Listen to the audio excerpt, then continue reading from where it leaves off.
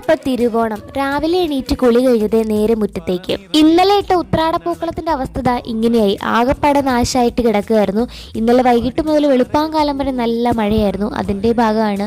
പിന്നെ ഒരു വിധത്തിൽ ഞാൻ എല്ലാം അടിച്ചു വാരി തൂത്തെടുത്തു. ഇന്നലെ ഉണ്ടാക്കിയ ഓണത്തപ്പനെ അതുപോലെ പൂവടയൊക്കെ ഒരുക്കി വീടിന്റെ മുറ്റത്ത് വെക്കണം എന്നാണ് നമ്മൾ വിചാരിച്ചത്.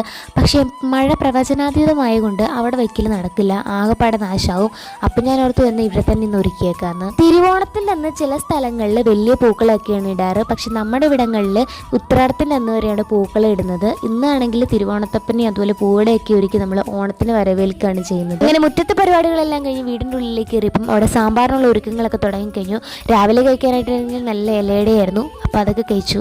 അങ്ങനെ നേരെ ഉച്ചയായപ്പോഴേക്കും മുത്തച്ഛൻ നേരെ പറമ്പിലേക്ക് ഇറങ്ങി ഇലയെല്ലാം വെട്ടിക്കൊണ്ടുവന്നു. അത് കഴിഞ്ഞപ്പോൾ നമ്മൾ കുറച്ച് നേരം ചിപ്സൊക്കെ കഴിച്ചുകൊണ്ടിരുന്നു. പിന്നെ പുറത്തുനിന്ന് കൊച്ചിനെ വിളിച്ചിട്ടായിരുന്നു, അവരോടും കുറേ നേരം വർത്താനമൊക്കെ പറഞ്ഞു. അങ്ങനെ നമ്മൾ നേരെ സദ്യ കഴിക്കാൻ പോവാണ്. അപ്പം ഇത്രയൊക്കെ ഉള്ളൂ നമ്മുടെ ഓണാഘോഷം. ബൈ.